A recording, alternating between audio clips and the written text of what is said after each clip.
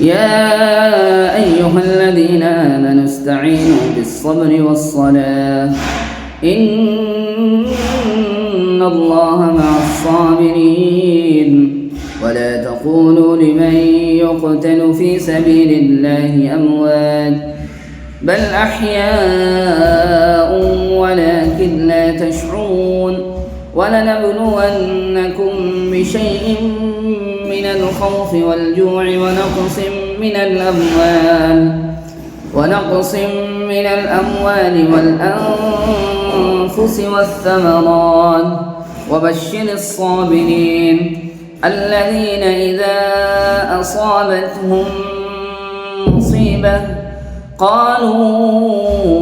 إنا لله وإنا إليه راجعون أولئك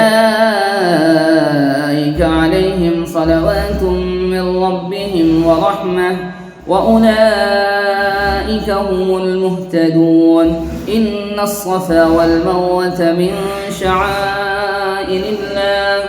فمن حج البيت واعتمر فلا جناح عليه أن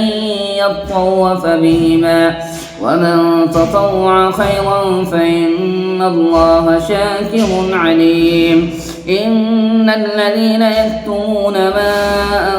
أنزلنا من البينات والهدى من بعد ما بيناه للناس في الكتاب أولئك يلعنهم الله ويلعنهم